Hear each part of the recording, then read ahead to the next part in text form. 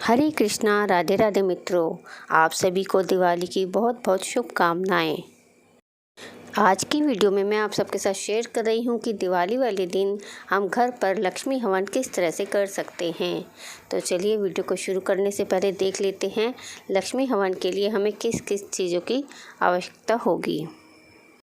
आप हवन के लिए इस तरह से मिट्टी के कुंडे ले सकते हैं या फिर दुकान में छोटे छोटे हवन कुंड आते हैं, आप उसमें भी यह हवन कर सकते हैं। उसके बाद देखिए हमें सबसे पहले चाहिए लकड़ी। संविदा जो हवन की लकड़ी होती है वो ले लीजिए या फिर आप उपले से भी यह हवन कर सकते हैं। और उसके लिए चाहिए हमें कपूर, फल में अनार, सीताफल और केले चाहिए, पान का पत्ता, फूल, घी, रोली, मिश्री टूटी हुई ना हो, साबुत मिश्री और कमलगट्टे, बेलगिरी, पान का पत्ता, घी। ये बहुत ही कम थोड़ा सामान है, इसमें हम आसानी से अपना हवन कर सकते हैं। आप सामग्री एक बार अच्छे से देख लीजिएगा ताकि बाद में आपको कोई भी दिक्कत या हड़बड़ी ना हो। सारा सामान आप पहले से ही इकट्ठा कर लीजिएगा। तो चलिए देखते हैं अब हमें किस तरह से ये हवन करना है, किस तरह से और किस समय ये हवन करना है। सबसे पहले देखिए आप हवन कुंड या जो भी आपने कुंडा लिया है उसमें उसको अच्छी तरह से साफ़ कर लीजिए। उसके बाद आप रोली से अंदर स्वास्तिक बना लीजिए एक छोटा सा। फिर उसके बाद आप कपूर से अग्नि प्रज्वलित करेंगे। कपूर रखिए। अगर आपने उपला लिया है तो उसे गैस पे उसकी अग्यारी बना लीजिए और लकड़ी ली है तो आप कपूर की सहायता से अपनी समिधा यानी लकड़ियों को जला लीजिए, उसमें अग्नि प्रज्वलित कर लीजिए। उसके बाद देखिए हमें इसमें थोड़ा सा घी डालना है। अगर घी नहीं डालेंगे, घी आप थोड़ा ठीक ठाक डालिए, नहीं तो हमारी अग्नि थोड़ी बुझ भी सकती है, तो उस चीज़ का आपको ध्यान रखना है। देखिए हवन करने से पहले आप कमलगट्टे और बेलगिरी को अच्छी तरह से कूट लीजिए, उसका थोड़ा चूरा बना लीजिए और दोनों को मिक्स करना है। 2 बेलगट्टे और गिरी में आप 2 बेलगट्टे मिलाने हैं, उसका आपको चूरा कर लेना है, थोड़ा सा कूट लेना है और उसकी हवन सामग्री की तरह उसे बना लेना है। उसमें थोड़ा सा आप केला काट लीजिए, थोड़ा सा सीताफल काट लीजिए, थोड़े से अगर अनार के दाने हैं तो वो काट लीजिए, नहीं तो ये 2 फल भी काफ़ी हैं। हवन कुंड में अग्नि प्रज्वलित करने के बाद सबसे पहले हमें हवन कुंड का पूजन करना है। रोली और चावल आपको साबुत ही लेने हैं, रोली से, चावल से, और जल के छींटे लगाने हैं। एक आपको जल का कलश भी भरना है, लोटा भी भर कर रखना है। फिर आप अग्नि कुंड का पूजन करने के बाद आपको अग्नि का पूजन करना है। साइड में आपको फूल चढ़ाने हैं। रोली और चावल से आपको अग्नि का पूजन करना है, अग्नि देवता का ध्यान करते हुए उनका पूजन करना है। फिर आपको गणेश भगवान का ध्यान करते हुए गणेश भगवान का पूजन करना है, उनका आवाहन करना है। उसके बाद देखिए आपने जो पान का पत्ता लिया है वो आप ध्यान रखिए कहीं से कटा फटा हुआ ना हो। पान का पत्ता लेते हुए वक्त इस चीज़ का आपको खास ध्यान रखना है।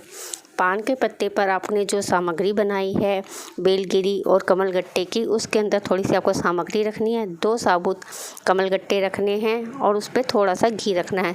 आपको हवन सामग्री में ही जो आपने कूटी है उसमें ही आपको थोड़ी मिश्री भी मिलानी है, तो ताकि हमारा भोग मिल जाए।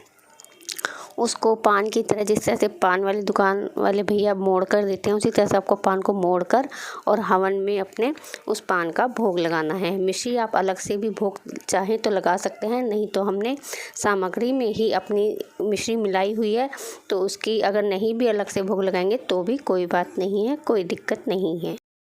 फिर आपको लक्ष्मी माता का, गणेश भगवान का, इस तरह से सबका ध्यान करना है। अब यहाँ पर मैं बहुत सबसे ज़रूरी, सबसे महत्वपूर्ण बात आपको बता दूँ, यह हवन हमें किस टाइम करना है। देखिए रात को जब हम लक्ष्मी पूजन करेंगे, पूजा करने के बाद हमें यह हवन करना है और हवन के बाद हमें आरती करनी है। यानी कि लक्ष्मी पूजन के बाद हमें हवन करना है और हवन के बाद आरती करनी है। आरती से पहले हमें हवन करना है, तो ये चीज़ आपको खास ध्यान रखना है। लक्ष्मी यानी दिवाली के दिन लक्ष्मी पूजन के समय अगर लक्ष्मी हवन किया जाए तो यह बहुत ही शुभ होता है, और अगर इस समय हम लक्ष्मी हवन के समय भोग लगाते हैं तो यह भोग हमारा स्वीकार हो जाता है। उसी समय पर हमारा भगवान भोग स्वीकार करते हैं। और जब आप हवन सामग्री जो हमने बनाई है बेलगिरी और कमलगट्टे की, उसको आप थोड़ी थोड़ी करके अपने हवन में उसको चढ़ानी है, उसकी आहुति देनी है और लक्ष्मी माता का मंत्र आपको साथ में बोलना है। और अगर आपको लगता है कि हमारी अग्नि थोड़ी बुझ रही है तो उससे आप बिल्कुल भी घबराएं नहीं, क्योंकि हमने हवन सामग्री जो बनाई है उसमें केला और सीताफल वगैरह डाला है, तो वो थोड़ा मॉइस्चर होता है उसमें, उसकी वजह से वो थोड़ी बुझ सकती है। तो आप घी भी बराबर थोड़ा थोड़ा डालते रहेंगे तो उससे वो नहीं बुझेगी, और थोड़ी बहुत बुझती है तो उससे आपको डरने की बिल्कुल भी ज़रूरत नहीं है। ये सारी सामग्री आपको हवन में ही डाल देनी है, बचाना नहीं है आपको कुछ भी।